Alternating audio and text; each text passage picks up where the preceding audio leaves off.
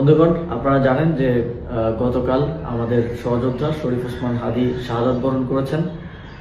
পুরো বাংলাদেশের মানুষ আজ শোকাহত এবং তারা শরীফ ওসমান হাদীকে যারা হত্যা করেছে তাদের বিচার চায়।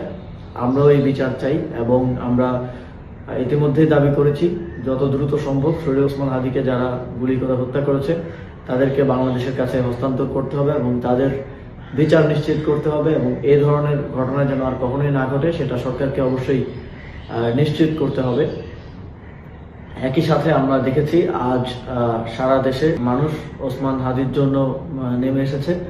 তবে এই ঘটনাকে কেন্দ্র করে বিভাজনকে উস্কে দেওয়ার জন্য এবং নানা ধরনের স্বার্থান্বেষী মহল আমরা দেখেছি যে গণমাধ্যম, ধর্মীয় প্রতিষ্ঠান এবং এই ঘটনার সাথে সম্পৃক্ত নয় এমন অনেক জায়গায় হামলা করেছে, অগ্নিসংযোগ করেছে।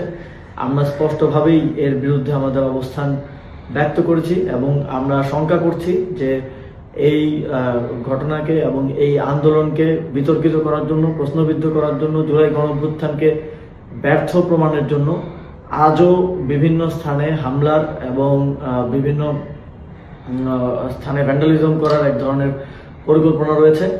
আমি বাংলাদেশের জনগণকে আহ্বান জানাতে চাই, আমাদের দেশের সম্পদ রক্ষা করার দায়িত্ব আমাদের এবং কোনো ধরনের সেন্সিটিভ প্রতিষ্ঠান, ধর্মীয় প্রতিষ্ঠান এবং সংবাদ মাধ্যম, ব্যবসায়িক প্রতিষ্ঠানের যেন কোনো ধরনের ক্ষতি না হয় সেটা নিশ্চিত করা আমাদের দায়িত্ব।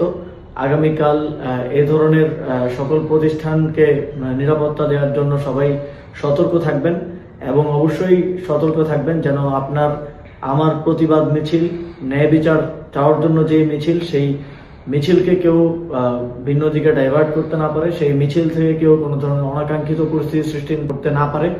আমরা ওসমান হাদীকে একজন বীর হিসেবে স্মরণে রাখতে চাই। তিনি যেই সাংস্কৃতিক, সামাজিক এবং রাজনৈতিক লড়াই শুরু করেছিলেন ইনকিলাব কালচারাল সেন্টার, ইনকিলাব মঞ্চের মাধ্যমে, তিনি যে প্রতিষ্ঠান গড়ার কথা বারবার বলতেন, তিনি যে যোগ্য মানুষ গড়ে তোলার কথা বারবার বলতেন, সেই উদ্দেশ্য এবং সেই লক্ষ্যকে সামনে রেখে আমরা এগিয়ে যেতে চাই। আমরা তাকে সামনে রেখে যেন কেউ বাংলাদেশে সন্ত্রাস এবং ভাঙচুরের রাজনীতি করতে না পারে, তাকে সামনে রেখে যেন কেউ নিজেদের ব্যক্তি অথবা গোষ্ঠীর স্বার্থ হাসিল করতে না পারে, সে বিষয়ে সবাইকে সতর্ক থাকার আহ্বান জানাচ্ছি। ধন্যবাদ সবাইকে।